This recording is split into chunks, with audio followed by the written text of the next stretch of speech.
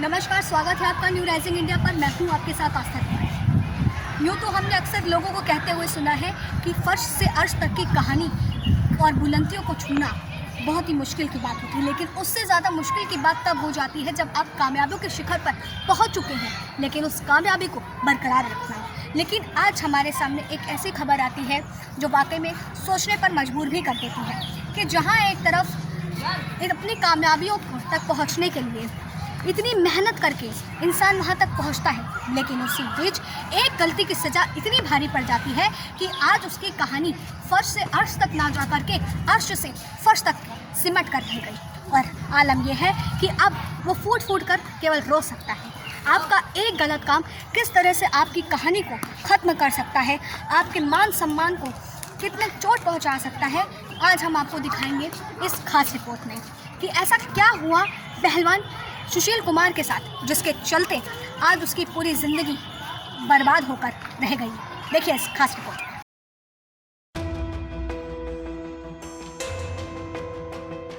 नाम, इज्जत, शोहरत सब आपकी मेहनत तपस्या से मिल तो जाता है, मगर उसको संभाल कर रखना बेहद कठिन है। कुछ ऐसा ही हुआ भारत के जाने माने पहलवान सुशील कुमार के साथ, जिसकी एक गलती ने आज उसे सब कुछ छीन लिया है।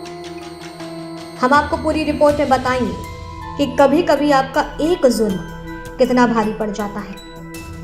एक ऐसा नाम जो भारतीय कुश्ती का पर्याय बनता जा रहा था।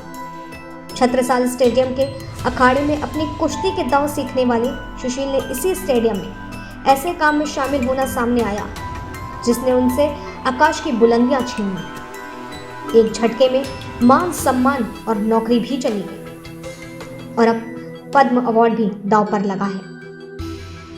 आपको बता दें कि सुशील पहलवान अपने साथी की हत्या के आरोप में 18 दिन तक पुलिस से बचता रहा।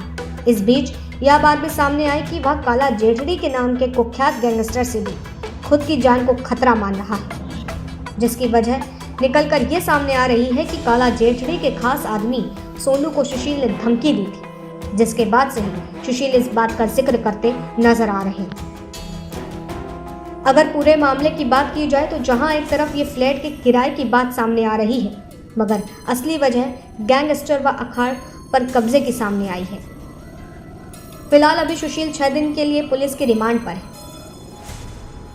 मगर सोचने वाला विषय हो जाता है कि आपकी एक गलती आपको कहां से कहां का रास्ता दिखा देती है। जिन कंधों पर आज तिरंगा लिपटा हुआ था, वहीं आज तौलिए के सहारे से अपने मुंह को छुपाते फिर रहे हैं सुशील कुमार। फिलहाल अभी सुशील 6 दिन की पुलिस रिमांड पर है। सूत्रों के मुताबिक से ये भी बात सामने आ रही है कि सागर की मौत सिर पर किसी भारी चीज से प्रहार से हुई।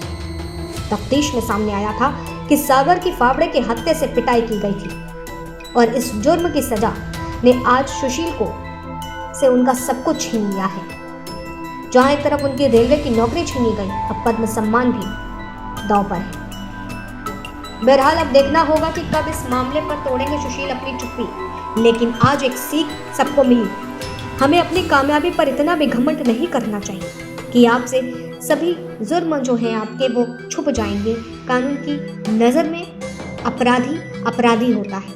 आपकी एक गलती आपको कैसे अर्श से फर्श का रास्ता दिखा देती है, ये बात तो अब बखूबी से समझ में आ जाती है, क्योंकि कामयाबी मिलना जितना कठिन है, उस कामयाबी को बरकरार रखना उससे ज़्यादा कठिन होता है। ये थी खास रिपोर्ट जिसको देख करके साफ साफ बयां होता है और समझ में भी आता है कि आपकी एक गलती इतनी भारी पड़ सकती है कि उसकी सज़ा इस तरह से आपको मिल सकती है।